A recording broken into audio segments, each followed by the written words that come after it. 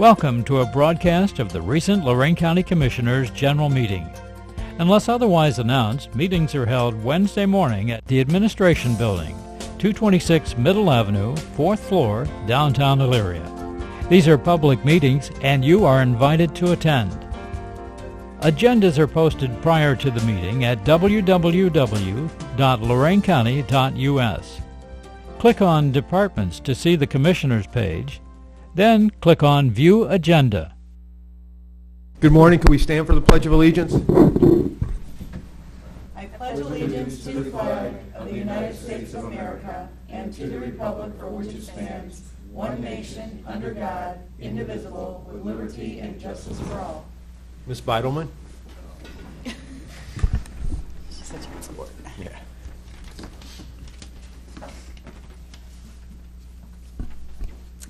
As we come to you this morning, Lord, we thank you for all things. We thank you for our county government and an opportunity to help our people, Lord, to help our constituents. And we thank you for that. We ask you to continue to give the commissioners and their staff the wisdom and knowledge they need to do the job that will make a difference in Lorain County. And also, we don't want to forget about tomorrow, September 11th, and what that meant to us and the freedom that we have in the United States, and we don't want to take that lightly. So we trust you with everything. We give you every situation and believe you for the best. In Jesus' name, amen. Amen. Good morning, everyone, and welcome to the September 10th meeting of the Lorain County Board of Commissioners. Commissioner Kalo has our dog. Really needs a home. Really needs a home. Our featured dog this week has been with us since August 23rd. She's a female shepherd corgi mix. She was found off a Homewood Drive in Lorain. She's about 2 years old or so. They said she's got a great temperament. Even at our kennel for as long as she's been there, she doesn't do anything in her cage. She waits to go outside. They don't even use a leash on her. She goes where she's supposed to go and comes right back. But she's available for adoption today.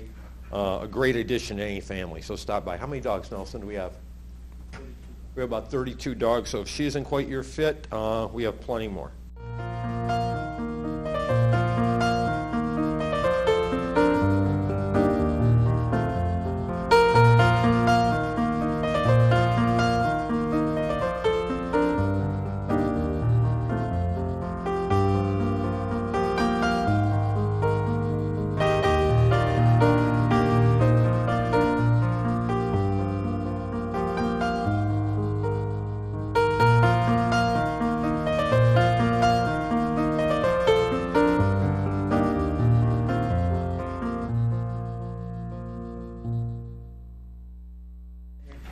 Yeah, we can do the presentation now.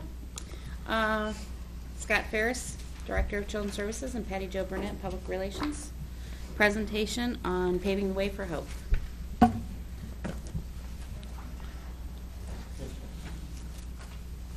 Good morning. Good morning. Thank you for giving us the opportunity to come speak with you about recent recognition that Lorain County Children's Services has received. And during a recent meeting I had with Mr. Cortez, I shared a copy of the policy briefs, as they're on the screen, and hopefully you have a copy of, that was written for federal officials by the Casey Foundation. In July, Patti Jo Burnett was asked to speak before staffers for the United States Senate Financing Committee regarding federal child welfare financing, and this policy brief was provided in their resource materials. In addition to being highlighted in this way, our success with families and children has also been the subject of a Casey documentary, which is available for anybody to see on our website. It's approximately 8 minutes long, and I encourage everybody to take a look at it when you have the time. The reason we receive the national attention is because of our participation in what's known as the Federal Title IV Waiver Project. At Lorain County Children's Services, we receive funding from three sources, federal, state, and local, although the levy, which is our local funding, is our largest source. Combined federal funding comes to 42% of our budget. Much of the federal funding comes through Title IV program. Now, traditionally, this money was received after an eligible child was placed in an eligible placement. Federal funding was not aligned with the federal expectations to safely reduce the number of children coming into placement. In essence, if you safely return a child back home or prevented the removal from happening, There was no federal reimbursement on those expenses. So in 1996, now this goes back a little bit, the federal government provided states an opportunity to develop 4E waiver programs to test whether the use of capped, flexible funds would achieve better outcomes for children and families. There was a risk with this decision. Essentially, instead of a variable federal reimbursement, where your funds were capped based on your past performance, but allowed to be used up front in partnership with the community for locally designed services to reduce the number of children entering foster care. And so for the 18 counties that joined, and this started in 1997, Lorain County was one of the original counties. And I know so much about this because I was director in Ashtabula County, which was another one of the original counties. And I've kind of, when I left Ashtabula County, my goal is to get back to a 4E waiver county because of just the flexibility and the success that we're able to have that you can't do under the traditional model of funding. So in the Protect Ohio, that's our name for it, funding was now flexible. Again, instead of receiving it only after a triggering event occurring, an eligible child coming into an eligible placement, federal dollars could be used for intensive in-home services and placement prevention services, including increasing the collaboration with relatives to help care for children who cannot stay at home. Funding can now fit the child instead of the child fitting the funding. So we've been doing this for 17 years, and I've asked Patti Jo to kind of go over some of that history with you real quickly, so I'll turn it over. Some of the statistics that I want to show you are a little bit of before the waiver and then current statistics. We have two sets of data elements on here. One is from 2011, and that was sort of the 15th anniversary where we had to do a presentation to the federal government and Protect Ohio at that time to show Lorain County's results. And then I also updated with statistics from last month. So you can see, before sort of a 15-year anniversary in 2011, and then today's statistics. A lot of these outcomes that we're going to highlight for you today are the outcomes that were measured on by the federal government and by our Ohio Department of Job and Family Services. And these are the statistics that were that got us to the forefront of people in Washington D.C. as well as down in Columbus. So in 1995, there were 349 children in custody. And in 2011, we had safely reduced the number of children in placement to 90 children. And in August of 2014, there's 104. I'm going to kind of go through these quickly because I'm just pretty much reading off the screens. Extended custody is, it says court-ordered temporary first or second. This is really just about that second level of custody. In order to safely reduce the number of kids coming into care, one is to prevent children from coming into care in the first place by providing those intensive in-home services. But another element is for the children who are in foster care, to not have them stay there longer than necessary and to create permanency plans for them. So, looking at the length of time children are in care, this extended custody status is important. And in 1995, there were 80 children who were in extended custody status. In January of 2011, there were 7, and in August 2014, there was 1.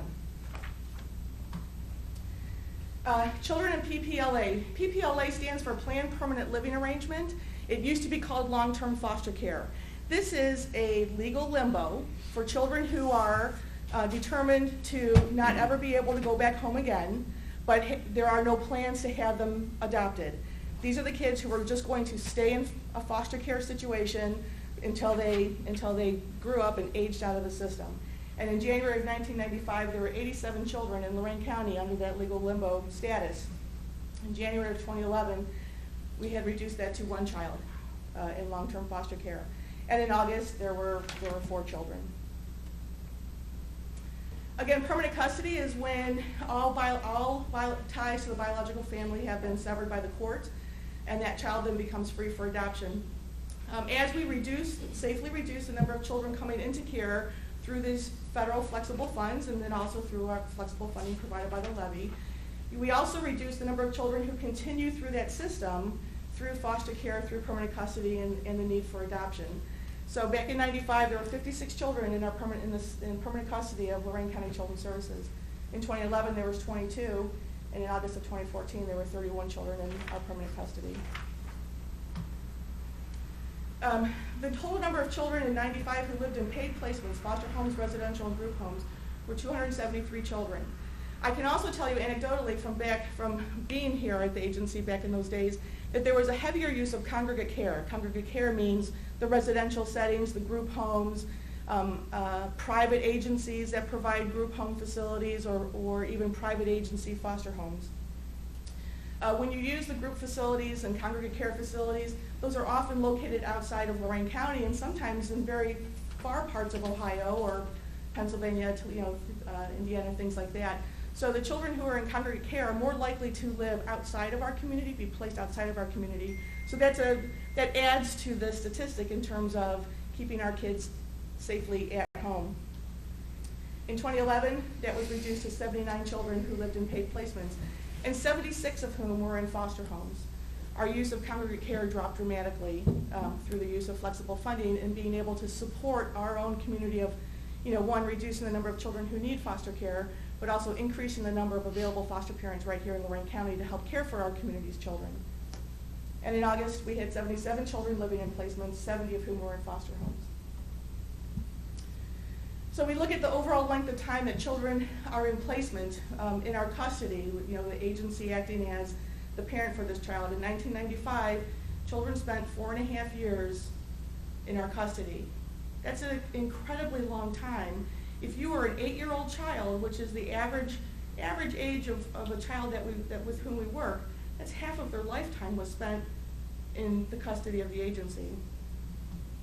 In 2011, we had reduced that length of time to permanency to 10 months.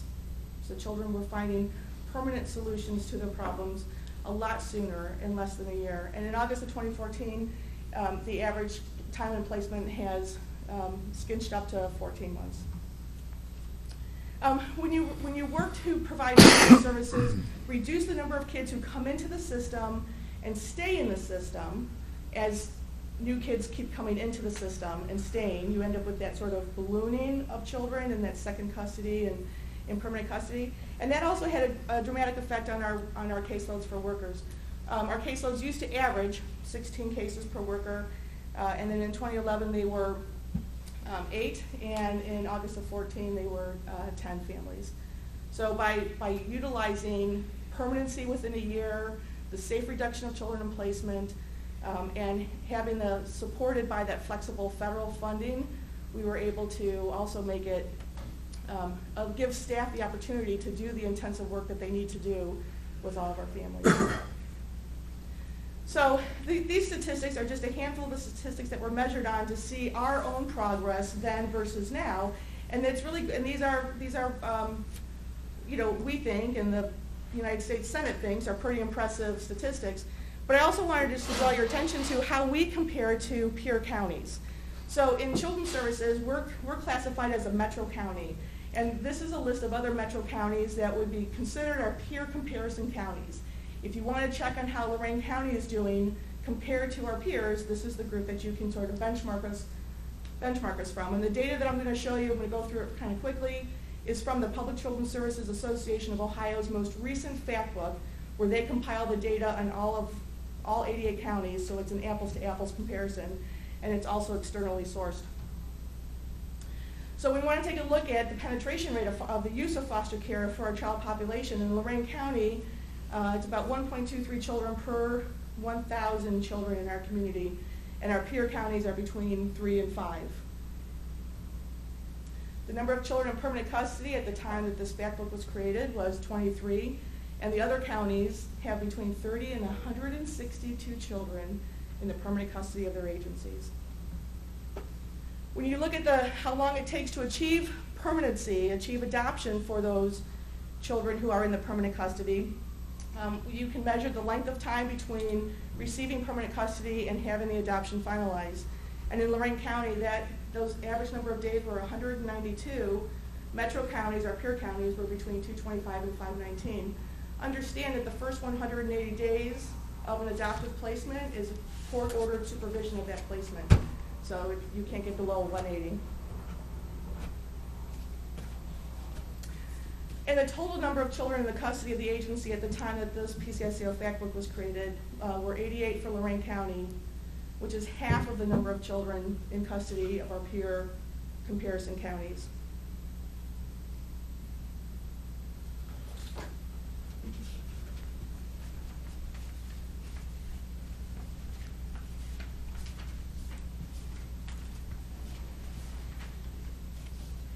So as the slide says, pretty much the current trend, we have experienced a reduction in overall revenue streams. And I think as we were here a couple months ago, we talked about the total reduction in federal, state, and local dollars. What that reduction means is reduction in local flexible funding. As we have seen a slight uptick then, as we have less flexible fundings, we're seeing an increase in the number of kids coming in, a slight increase. It's nothing like it was in 1995, but a slight increase in the number of kids coming into care, a slight increase in caseload sizes, and a slight increase in the time they're spending in care. So while we focused on our levy requests with the voters, that's additional flexible dollars. Maybe remember we were here and we were not asking to restore all lost dollars, just the portion we feel that we can continue to be successful with these outcomes that the federal government has for us. I always like to mention, where's Ohio when it comes to state support for child welfare funding? Ohio ranks last. Less than 6 cents for every dollar spent locally on a child welfare activity comes from a state source. And that's not just child protection, that's Help Me Grow and Head Start and funding for local child care. Ohio ranks last, and even if you were to double Ohio's funding, Ohio would rank last. So that's why we're so reliant and appreciative of local support for the levy, and then the use of flexible dollars, and that's why we're advocating locally and nationally for increased flexible dollars for child welfare. I mean, not just for us, for everybody. This 4A waiver project should go statewide. I mean, Ohio would continue to have great results if it did that. So I want to point out that the agency continues to be nationally accredited. We continue to meet or exceed federal outcome standards. And so this is the story of that is being used to help federal government leaders and staff understand the need for federal child welfare funding reform. I want to thank you for the time, for letting us share this with you. We are very humbled to be in a position to have these type of discussions and conversations. We could not have done it without our skilled and hardworking staff, without our partnership with community and partnering agencies, and the support of stakeholders like yourselves. Very good job. Thank you, Scott. Appreciate it. Did you choose 2011 because that was the best year, and then now we're showing an increase in volume in 2014? 2011 was the 15th. Yeah, that was, we had done this original data comparison in 2011 at a 15-year mark to show the federal government how we have continued to excel. And it ended up being sort of a high mark. When you take a look at the data, the progress kind of stalled a bit. And that's sort of concurrent with some of our reduction in the flexible funding. Money shouldn't drive the system, but it sure can support the right array of services in our community safety net. Well, this project was meant just to be a 5-year demonstration project and end. Ohio successfully went back and lobbied and got it continued for 2 more times. So 15 years. We're now in the 3rd iteration of that. The expectation, and it's kind of been announced, that all waivers for all the states will end in 2019. We want to advocate that they continue. As I said, I think statewide, it should go statewide. A lot of states have done different waivers. Few have done as many as intricate and complex as Ohio. Some have did maybe waivers around subsidized guardianship and much smaller waivers. I think most of the waivers that have been done across the country have been successful. Ohio's is really complex, but it's fitting funding for the child, and Ohio's been successful in continuing to advocate for that. I know staff have met with Senator Brown on this issue too, of continuing to allow for flexible federal dollars. When we were asked to present to the Democratic Senate Finance Committee in Washington, D.C., it was our agency. I represented Lorain County Children's Services, and there was the Commissioner for the State of New York's Children and Families. We were the only 2 entities that were invited to come and present our data and our findings because this really has been seen as we're a leading agency in terms of utilizing these flexible dollars. Wonderful. And again, we can't do it without partnership of our community partners, our community support, and again, our stakeholders like yourself. Appreciate it. Thank you. Back to work. Wonderful. Really good news. Madam Clerk? Under resolutions, there are no investments, appropriations. So moved. Second? Discussion. Mr. Kayla? Aye. Ms. Kowski? Aye. Mr. Williams? Aye. Transfers, So moved. Second. discussion.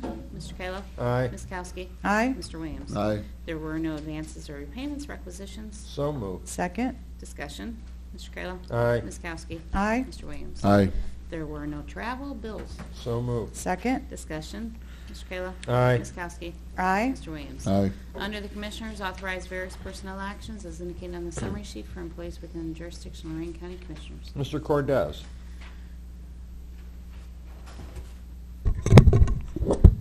Thank you, Commissioner. I do have a number of personnel issues, potential new hires,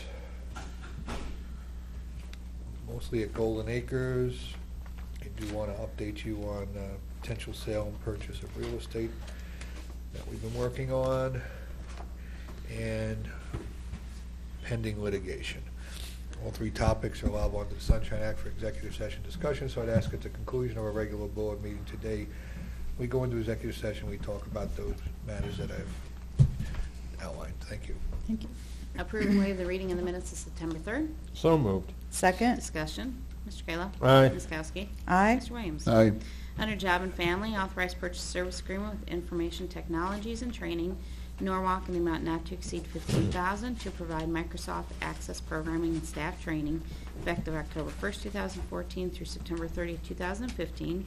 Authorized director to execute and amend for changes in program and content and increased value on behalf of the board with prosecutor's approval as to form. So moved. Second. Discussion. Mr. Kayla? Aye. Ms. Kowski? Aye. Mr. Williams? Aye.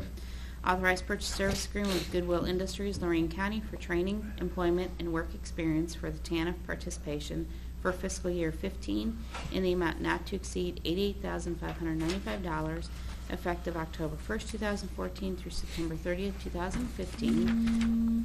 Authorized director to execute and amend for changes in program and content and increase value on behalf of the board. Prosecutor's approval as to form. So moved. Second. Discussion. Mr. Kayla? Aye. Ms. Kowski? Aye. Mr. Williams? Aye. Under Transit, authorized filing of applications with FTA and Operating Administration of U.S. Department of Transportation for federal transportation assistance authorized by 49 U.S.C. Chapters 53, Title 23 United States Code, and other federal status administrated by FTA. Authorized administrator or budget director to execute grant and cooperative agreement on behalf of the board. That was a mouthful. So moved. No. Second. Discussion. Mr. Kayla. Aye. Ms. Kowski. Aye. Mr. Williams. Aye. Under the Sheriff, receive and file the annual report of all fines and costs collected by the Sheriff for the year next preceding September 1st, 2014, in the amount of $404,779.48 in accordance with the Ohio Revised Code 311.16. So moved. Second. Discussion. Mr. Kayla? Aye. Ms. Kowski? Aye. Mr. Williams? Aye. Mr. Cortez? I have no additional comments this morning. Thank you. Mr. Ennis? Commissioners, I would request an executive session to discuss one matter of pending litigation. Commissioners report. I want to congratulate Mike Bazzoki and Lisa Bazzoki, who got married this weekend. Had a nice reception at the Eagles in Amherst that I attended. It's a really nice time. Got to see a lot of people I haven't seen in a long time. Just want to remind everybody, I mentioned it last week about Crystal Tackett. Her fundraiser is this weekend on Saturday. I don't think I said what they were having there and how much it cost.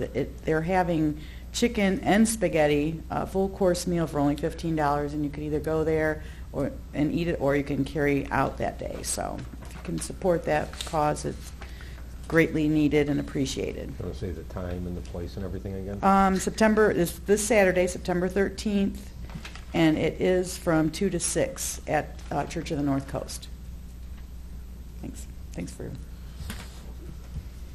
end of my report. Oh, okay.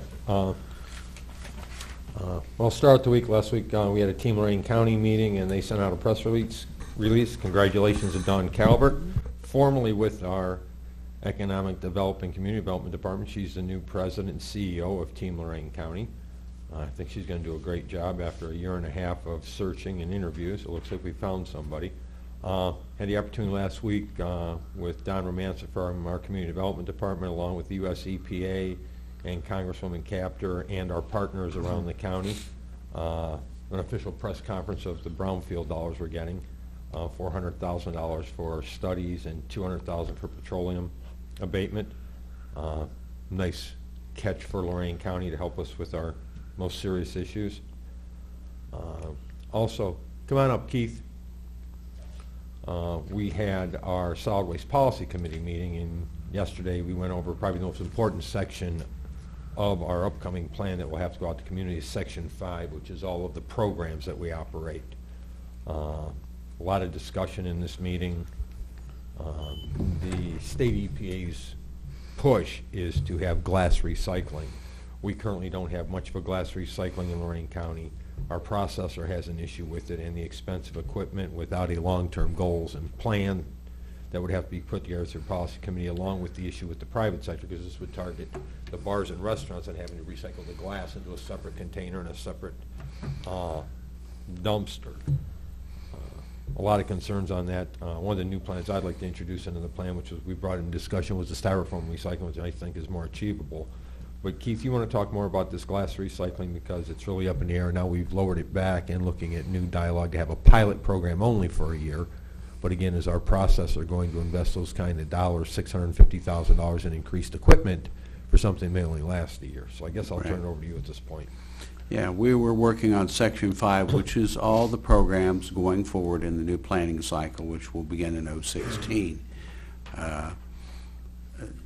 This is probably the most important chapter, except for money, in the document itself. So there's a lot of good discussion amongst the policy committee members.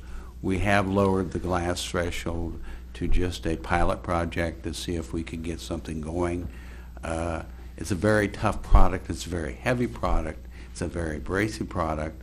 And I processed glass for 12 and a half years of my life, so I know a lot about it.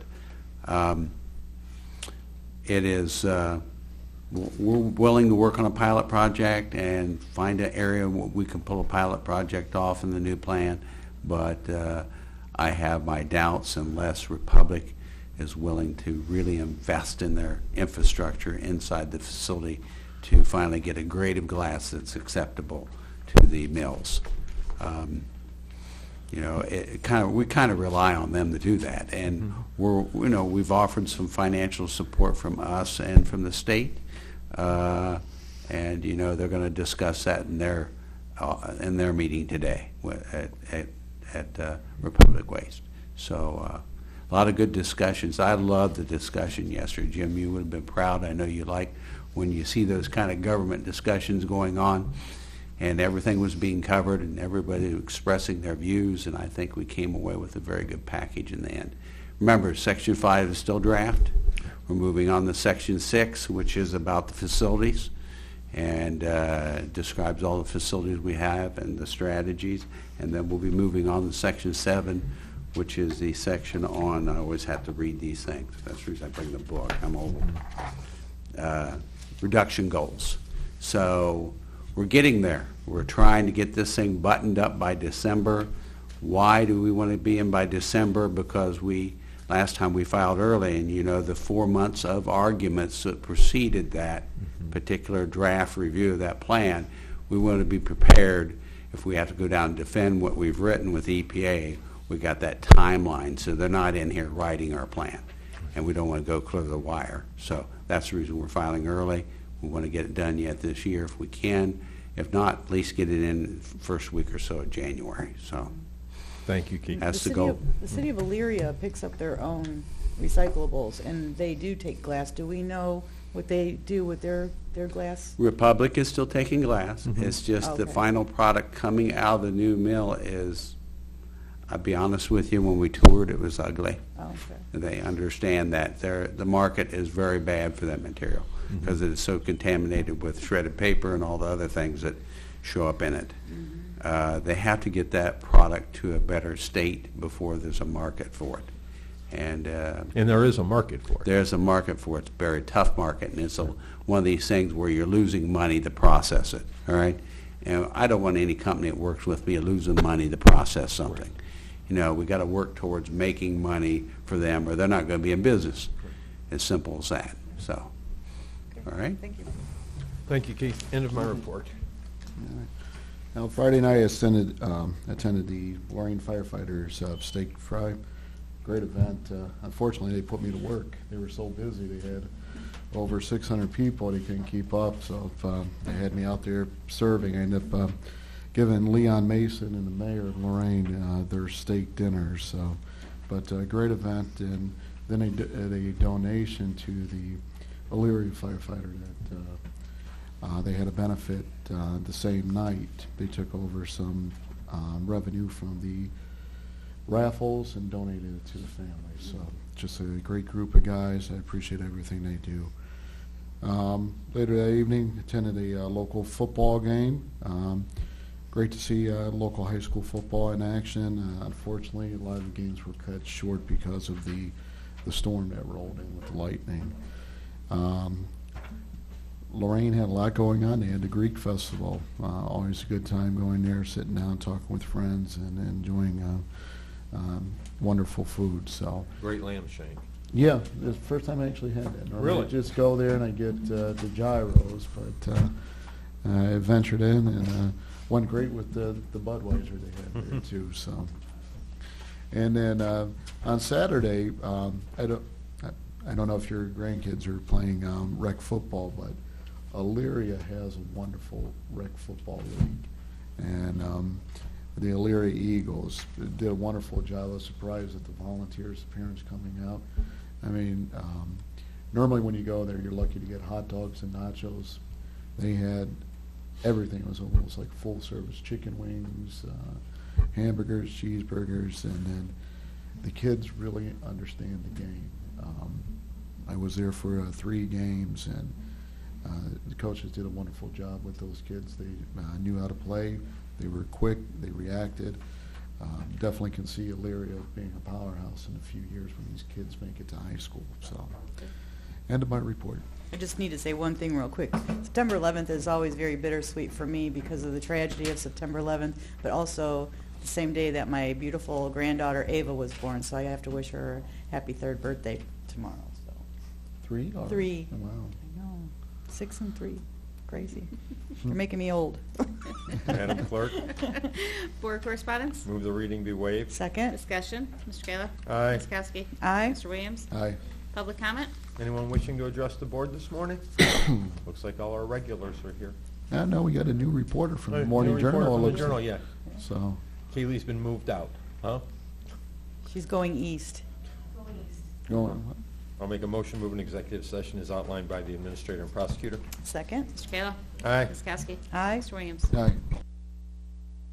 This has been a broadcast of the recent Lorain County Commissioners' General Meeting. Unless otherwise announced, meetings are held Wednesday morning at 9:30 at the Administration Building, 226 Middle Avenue, 4th floor, downtown Elyria. These are public meetings, and you are invited to attend. Agendas are posted prior to the meeting at www.loraincounty.us. Click on Departments to see the Commissioners page, then click on View Agenda for a printable copy of the agenda.